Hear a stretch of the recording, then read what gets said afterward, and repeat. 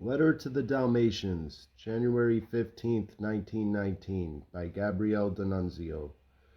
Tell them over there, when you have recrossed the sea, if seeing your suffering the cause had needed to be consecrated again, you could not have hoped for a nobler reconsecration than this.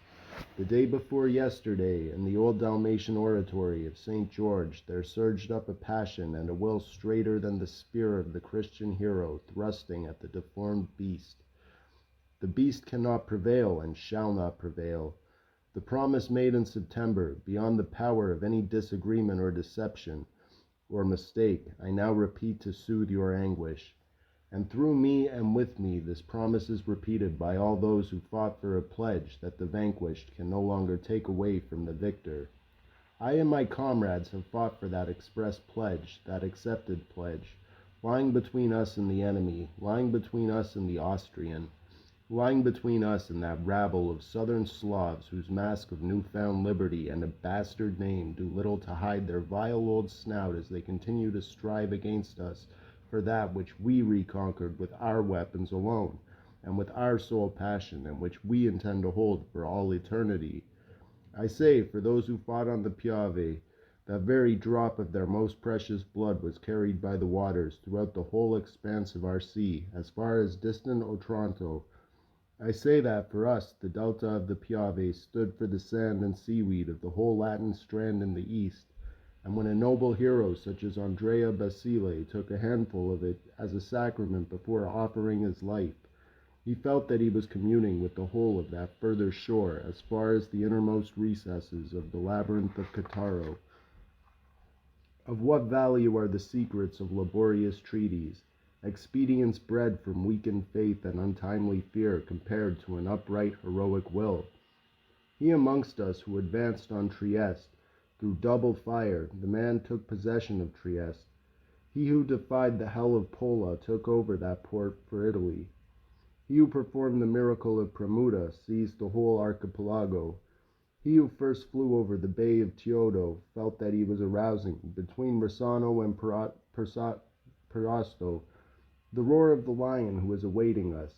He who violated the Carnaro on the night of Bukhari wished to make good the gaps of the London Pact. From beginning to end, I was always of that race. And so I say and bear witness that each one of us bore within himself the spirit of victory.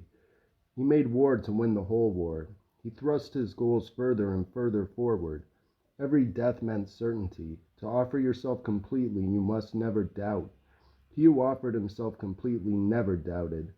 The doubters were those who sat still or rushed for shelter, which was nothing other than decline and denial. Even in the gloom of Caporetto, the faithful did not lose their way. They said, "Even this is a victory for us, the 12th." And it was true. 11 times had Italy conquered the enemy, and the 12th time she conquered herself. And the 13th time was the victory of the sun, wherein she was regenerated as a heroine, with her regenerated bread, and was worthy of the praise of her first interpreter. And the 14th victory was the sovereign and exemplary victory, the victory of victories, the Roman wedge that cleft the strong force of the enemy into two quivering trunks. And so came the collapse of a formidable lie, the destruction of an empire rooted in the most obdurate ignominy, the dissolution of a monstrous structure. Now all still under arms, victorious Italy should have said to her rivals, "Here is my sacrifice. Will you weigh it in the balance? But love does not bear weighing. Here is my victory. Will you measure it? But it transcends your measuring as it transcends the old pact. Whether this still holds or does not hold, I care not. It has been absorbed by my rights, and here are my rights for which I have fought alone, for which I alone have suffered, for which I alone have 3 times renewed my strength and my courage." This is what, in her victory, Italy should have said loud and clear, with composure and discipline and massive will, brief and firm in her assertions. My confines in the east are marked in the Baebian Alps and the Dinaric Alps, which continue the Julian Alps. That whole strip of land which was constantly Italian in origin and essence belongs to me. Earlier persecutions by successful bullies and recent distortions by beaten usurpers carry no weight. Instead, we witness a piteous sight. We seem almost overcome by our triumphant victory. Some wish to frighten us with the dangers of victory. We who have affronted and overcome every danger, and so we do nothing but prattle on with a tongue that seems an outstretched hand. We are begging for a smile from the arbitrator. We celebrate all the 32 teeth of that inscrutable smile. We place the Roman she-wolf, reissued in solid gold, in the hands of a guest on bargain terms. But if once again universal authority rests in the pocket of a philosopher, why did we neglect to regild in glory the equestrian statue of Marcus Aurelius with dollar gold? The affable guardian of the forum, who is of Venetian stock, offers the visitor the myrtle and the laurels, sprung from the dust of greatness. But was that branch of myrtle which can purify man of the sin of having killed his brothers in civil strife, in the innermost chamber, when a most evil citizen came in, more pernicious today than that blubber-lipped old executioner who tried to strangle the bewildered fatherland with a Prussian noose? Is the fatherland still bewildered? We had two foes, both equally ignoble, both equally to be feared, an internal and an external foe. We have conquered the external foe. We have pursued him with our bayonets at his back. We have humiliated and defeated him. And now we see him revive and spit his hatred in our face and abuse and deride us and declare that he is irreconcilable, and once again contend for what is ours by right. And there are those who would persuade us that we should be afraid and that it is necessary to sacrifice our deeply suffering flesh, our most gentle soul, to a rabble of savage louts who had a guarantor in our house, a pettifogging rascal who had grown rich by trading in adulterated wine and defrauding unsuspecting customers. It seemed that our resounding victory should sweep away the internal enemy, or at least render him speechless and break his power. Instead, he is more vicious than ever and more hateful. He has the semblance of an honest little man. He claims to support new immortal principles. He confides his new acts of the apostles to foreign newspapers, and speaks a language that in its structure, novelty, and depth vies with that of the late Ernesto Teodoro Moneta. And so the Italy of San Michele and the Vodice, the Italy of the Grappa and the Piave, the Italy of Premuda and Pola, heroic and patient Italy, the Italy of the indomitable little infantry man, and one who the day before yesterday prayed in your oratory without kneeling down, the Italy who was stronger and more clear-sighted than her leaders, greater than her fortunes, nobler than her glories, has, despite a few helpless struggles to raise her head, lived on in bitter and impotent humility for half a century. But around us life was never more greedy, the conflict of desires never more savage, the drama of clashing races never more violent. And so we see our dear allies biting each other hard in the ear as they embrace, in the manner of Sicilian rivals. Even when they talk of fraternity and fresh sacrifices, we feel that the words are uttered through clenched teeth and are referring to the forbearance of others. They are hungry, improba ventris rabies. That is it. After being saturated with victims and waxing fat, the earth seems to have passed on its hunger to the peoples. And if the earth is satiated, men seem insatiable. And if man is not a wolf to other men, a nation is a lioness to other nations. An ascetic of war, bearing my name, said at the beginning, and heralding the most widespread massacre, I believe that war is preparing mystic spheres for the apparition of great ideals. Where the charnel house dissolves, sublimity will be born and ferment. Where the weight of mortality sinks down, the soul's freedom will be uplifted. The greater the offering, the greater will be the wonder and the miracle. Was he alluding to that better and happier mankind, for which the old surgeon of France was longing, that Celt whose bristle ill disguises his well-exercised predatory jaw, whilst he makes plans to pierce our living flesh with steel, and then to carve out for himself his own lavish portion? Even today, after so much grievous suffering, energy and pride of race are triumphant and insatiable in their veracity.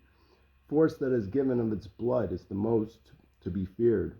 14 stitches will not suffice to stitch together the torn flesh.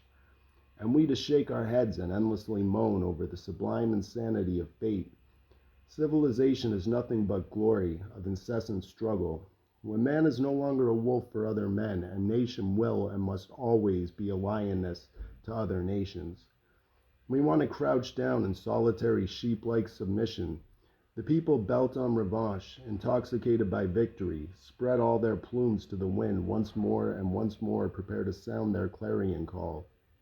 They hasten their steps to overtake the swiftest and the most resolute, and we draw hurriedly aside to let them speed through. The well-fed people, with their 5 meals a day, have hardly finished their bloody task before they open their jaws again to gobble up all that they can, and we frugally tighten our belts another hole or two. The people of the Star-Spangled Banner do not disguise the fact that they have brought their business to the best and most successful conclusion, to the cause of eternal ideals, and we are already allowing strangers to muddy the sources of our new wealth. Those who preach moderation, prudence, self-denial, and mortification, are they not rubbing their sweaty palms together? In what dark museum vaults have we hidden the 6,000 cannon captured from the Austrian? In what remote pigsties, to the detriment of the country folk, are we fattening up our last 500,000 prisoners of every race? In what inaccessible cemeteries have we abandoned our dead, the finest dead in the world? In what unlived ward are we allowing our disabled to wilt, the disabled to allow themselves to be cut down only that they might give more fruit? Why among so many blackguards and windbags infesting our streets and marketplaces do we not see the silent makers of the world? And what will be the peace finally imposed upon us, poor Christians? Pax Gallica, Pax Britannica, Pax Staligra, Miserere Nostra? Well then, no. Enough is enough. If it were right to repeat the old cry of a defenseless poet, the much abused, "Ah, non per questo," oh, not for this, it would rebound over an infinitely richer gush of blood, and infinitely more cruel than that which spurted at Calatafimi and Milazzo. Victorious Italy, the most victorious among the nations, victorious over herself and over the foe, will have in her Alps and on her sea the only peace that is sitting forever, the Pax Romana. We have fought for a greater Italy. We want a greater Italy. I say that we have prepared the mystic sphere for the apparition of our ideal of her. We are waiting for her at last to appear in the form in which she was heralded. The makers of the world knew and know what was and is the word of Italy, the most luminous in the mother tongue and the proudest, such as outshines the splendor of the earthly spring, a superb affirmation of life, of the whole of life, written on a sublime summit of the history of mankind, the Renaissance. But today it cannot ring out true and whole except through the iron mouth of the will. Between that which must be preserved of the past and that which must be won in the future, does the tireless workwoman prepare to rise up from her travail and to repeat the loud proclamation that will resound throughout the whole Mediterranean basin. What was spoken and asked during the years of foul ignominy is today being said and asked again in the onrush of victory. We wish that a feeling of greatness be set up in our nation. It is not the inevitability of our greatness which today inspires such aversion. Let us assert it and exalt it. Italy is great and wishes to become greater. At times, even during the years of ignominy, our hearts sprang up when we felt within us what a fund of creative power lay inexhaustible within our land. One nucleus of latent energy was there, condensed in order perpetually to restore life as it was consumed. And today we exalt in our hearts if we consider the immense effort put forth by Italy by the sole virtue of her deep hereditary instinct, and despite the blind ineptitude of those who guide the fortunes of a country where statecraft came to full bloom with such vigor, an art of government founded not on false scholastic methods and puerile illusions, but on living reality, on facts, on experience, on the shrewd study of men and institutions and their analogies and relationships. It was a time when our men of state seemed without peer both in the republics, and when out of the destruction of the free communes there arose the new principalities, and the magnificent vision of Machiavelli burned bright against foreign bondage. I say again that the womb of this mother of corn and of heroes, of this female warrior of the solstice, twixt sea and Alp, is still the most fruitful amongst all mothers. Moral ascendancy seems to be her destiny. The saddest mistakes can oppress but never destroy her genius. I repeat amidst the roar of struggle what I had said amidst the silence of the spirit. She is the lucid artificer of a confusion of races. In her alone will the diverse molten matter of new life be pressed into grand and perfect shapes. In her alone will ideal forms once again become living.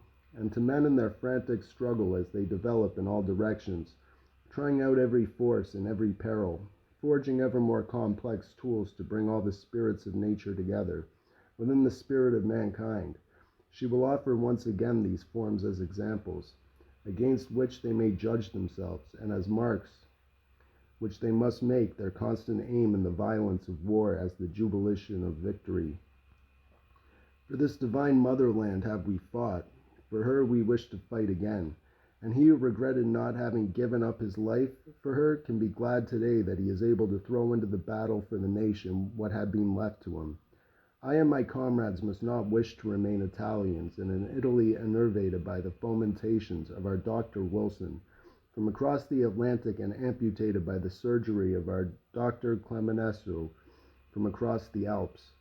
The cry that was addressed to the people of Rome on a day of tumult is still valid today, even more valid today. Not rags nor bones, not dribs nor drabs, nor fraud nor barter. Enough is enough. Overturn the benches, smash the false scales. If need be, we shall face this new conspiracy in the manner of the daring heroes of old, a bomb in each hand and our blades between our teeth. It is not possible that 120 years later the Treaty of the Clock should repeat in another form the infamy we suffered at Campo Formido. Even after 120 years, let us bless that sweet island that rose to a man when she heard the news and killed her pusillanimous major because he showed himself ready to accept the abuse. May her vine tendrils garland her in perpetuity. May her peaches and almonds adorn her at the beginning of every spring with a robe lovelier than the robe of her sea, and may her Venetian grace never fade in secula seculorum. I know, my friends, how your heart thrills at that reconciliation, and I know that every one of your brothers in every town of Dalmatia is equal to the pride of that Istrian memory. Just as with the secret or overt support of an allied nation, the hybrid band of Slavs tried to cheat us of the booty won by our navy in Pola, will their attempt to cheat us along the coast and in the archipelagos be similarly supported? Ships are ships and lands are lands. The spirited people does not desert its land in the way a crew of mercenaries abandons its ship. You would rather die in the Italian way, in the Roman way, and people that call themselves Latin wish to help you to your death in order to leave room for Croatian filth in the loggia of the Venetian magistrature, of the baptistry of Andrea Alessi, in order to deposit the copious vomit of the Austrian vulture in the hall of Diocletian's palace. And there are people like this on the other side of the Alps as well as on this. The weight of grief is such as to stifle anger, and this grief we must also bless. The day before yesterday, looking round to seek on the newly uncovered facade of the Basilica of St. Mark the horses that are no longer there, the grief did not wish to remember who had taken them away. Some 120 years ago, nor when the news of the customary insolence reaches it from over the sea does it imagine that the demon of the slaughter of Verona may now be brooding to the lions of their sea gates. Let us exorcise it. Let us conjure this fraternal misfortune. But as for me, having offered my all, and if all was not taken from me, I regret it. Today I am ready to sacrifice all love, all friendship, and all advantage to your cause, which has been my cause ever since the time when as a youth I was dazzled for the first time by the visage of Trau, a kinswoman like the beloved amongst my sisters, who was left in the pure house of my mother. In this I am your equal, just as the day before yesterday, standing between the altar and the door, I felt myself the equal of the silent young infantryman. I shall be with you to the end, and you know what I mean by this promise. Would that all Italians were with you, openly resolute and of one mind. Would that I might impress on every Italian heart this wound that burns me and cannot be dressed except by justice. Would that I might dispel with my breath the specters of beggary and adulation, and arouse an intrepid, victorious people behind their leaders and their legates, a victorious people a people still desirous and capable of further victory. Does he who denies you, repudiates you, and betrays you, know that you are living creatures, peoples and towns, men and stones? If men bleed, stones give up the ghost. Now a few days ago, when noble Almisa, a younger sister of Spalato, the enemy, our defeated enemy, the foul Croat, pulled himself up by the bosses of the Venetian wall, like a rapid ape, and hacked at the winged lion with a vile chisel. Now a few days ago in Cataro, a loyal guest was seized by trickery and violence, placed in a boat, taken to Castel Novo, and there disembarked in a lovely spot and shot in the back as an Italian in sight of the castle by the sea and the land fortresses under the sign of the lion. So he who denies you is handing you over to the gaoler and executioner. He is condemning you to bondage and to death. He thrusts you into a horror from which there is no escape. He will make you slaves of Slavs. He wishes to crown your long martyrdom with a shameful death. He is killing you and your hope. He is killing in you that which no mortal man nor immortal God ever killed. It is an unpardonable crime. No Myrtle can wash it clean, not even the illustrious Myrtle in the Forum. And the upright and valiant fratricide was about to enter the room of arbitration. I am certain that the myrtle branch withered like the fig tree of Judas, the guardian of the Forum and the august Palatine, Giacomo Boni, and the sad occasion when the bell tower of St. Mark's collapsed, loaded the fragments of the Roman bricks and Venetian rubble onto a boat, and from the lagoon went into our captive sea, and cast its glorious cargo into the sea, where it sank to join the Doge's rings. Trusty Dalmatians, should the injustice come to pass, and may God avert its imminent shadow, you will load your boats with the glorious fragments of stone, and you will embark with them. And you too will go out into the sea of your despairing love, and you will let yourselves sink together with your relics, and in the depths you will find our dead, no longer slaves in chains, but free men amongst free men. And I shall follow my calling, and shall be with you, and perhaps not I alone, and it will be said that the victory of Italy was writ upon the waters.